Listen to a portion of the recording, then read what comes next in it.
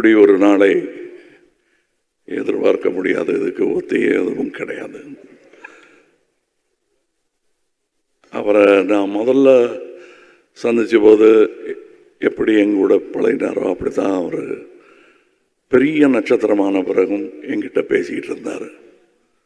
விஜயராஜ், விஜயகாந்த், இது ரெண்டுக்கும் எனக்கு வித்தியாசமே தெரியாமல் வச்சுக்கிட்டதுக்கான காரணம் நான் அல்ல, அவர். அதாவது அவரை பற்றி சொல்லணுன்னா அவர் பல விமர்சனங்களை, அவமானங்களை தாங்கி மேலோங்கி வந்தவர். அதுக்காக எந்த காழ்ப்பையும் அவர் வச்சுக்காம தனக்கு ஏற்பட்ட அவமானங்கள் யாருக்கும் ஏற்படக்கூடாது என்பதில் முனைப்பாக இருந்தவர்.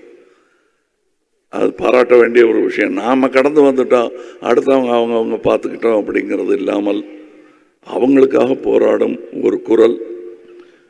அவர் நட்சத்திரமும் ஆனார் என்பது அவர் உழைப்பில் வந்தது என்றாலும் ஆரம்ப நடிகர்களுக்கு, கடைநிலை நடிகர்களுக்கெல்லாம் அவர் ஒரு குரலாக இருந்தது. அவர்கள் செய்த பாக்கியம். தமிழக அரசியல் வரலாற்றில் பெரிய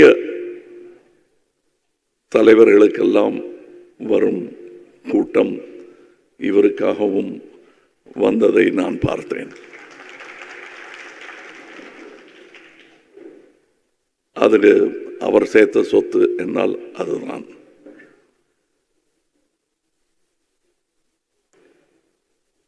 அவர் கொடுக்கறது பல பேருக்கு தெரியாது. ஐ திங்க் அவருடைய பிறந்த நாள் அன்னைக்கு நினைக்கிறேன், 1998 இருக்கும். தினமணியில் ஒரு கட்டுரை வந்தது. அவர் இறந்த அன்னைக்கு ஒரு கட்டுரை போட்டிருந்தார் எம் பாண்டியராஜன். 1998 நடந்தது அவர் நினைவு கூர்ந்திருந்தார். சீட்டு கிடைத்தும் படிக்க வசதி இல்லாமல் இருந்த 3 என்ஜினியரிங் காலேஜ் மாணவர்களை பற்றிய செய்தி அது. அந்த செய்தியை படிச்சுட்டு பத்திரிகை ஆஃபீஸுக்கு ஃபோன் பண்ணி அவங்களுடைய விடுதி, கட்டிடம், படிக்கும் வசதி எல்லாத்தையும் 3 பேருக்கு ஏற்பாடு பண்ணி கொடுத்துருக்காரு அவர். இது 25 வருஷத்துக்கு முன்னாடினது. இன்னைக்கு அந்த மாணவர்கள் நடுத்தர வயதை எய்தி குழந்தை குட்டிகளுடன் நன்றாக இருப்பார்கள்.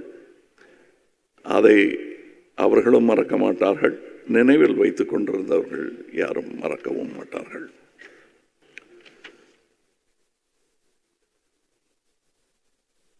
எழுபது 80களில்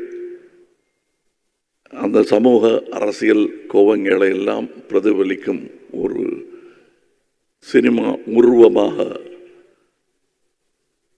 விஜயகாந்த் அவர்கள் திகழ்ந்தார் என்றால் மிகையாகாது.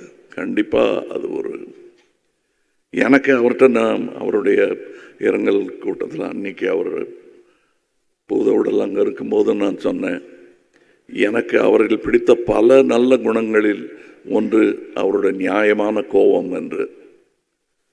இன்றைக்கும் அவர் ஒரு கிராமத்து ஆள் மாதிரி நாக்கை கடிச்சிக்கிட்டு கோபம் வந்ததுன்னா கேட்டுருவார், கேட்க வேண்டியது. அது எந்த அரங்கமாக இருந்தாலும் அதுக்கு பயப்பட மாட்டார் அவர். அந்த துணிச்சல் பல நேரங்களில் நடிகர் சங்கத்துக்கே உதவியாக இருந்திருக்கிறது. அதற்கு சாட்சி இங்கே இருக்கும் நடிகர்கள். அவர் நடித்த முதல் படம் ஆக்சுவலி அது ஒரு திரைப்பட விழாவுக்கு போக வேண்டிய படம். தூரத்து இடி முழக்கம் போயிற்று. அதிலிருந்து ஒரு கமர்ஷியல் ஹீரோவாக அவர் பெயர் எடுத்தது. அது அவர் திறமை, அவருக்கு கிடைத்த வாய்ப்புகள். இப்போ ராதா ரவி அவர்கள் பேசும்போது சொன்னார்கள், கூட துணை நடிகர்களிடம் கூட இதை எப்படி செய்யலாம்னு கேட்குற அந்த எளிமை. நானே அவர் கூட ஒரே ஒரு கெஸ்ட் ரோல் தான் செஞ்சுருக்கேன். அங்கே அவர் எனக்கு காட்டிய அன்பும் மரியாதையும் இன்றும் ரீங்கரிக்கிறது.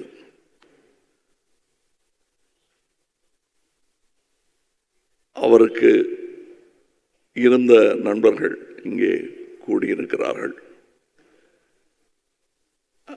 தனக்கு பிடிக்காதவங்களை கூட கூப்பிட்டு பேசிடுவார் அவர். அந்த தைரியம் உண்டு அவருக்கு. அந்த மாதிரியான குணாதிசயங்களை நாம் பிரதிபலிக்கலாம், காப்பி அடிக்கலாம், தப்பு இல்லை. அவர் போல் இல்லை என்று சொல்வது வழக்கம். அவர் போல் இருக்க வேண்டும் என்று முயற்சியாவது செய்வோம். வணக்கம். Good bye Vijayakanth. Good bye captain.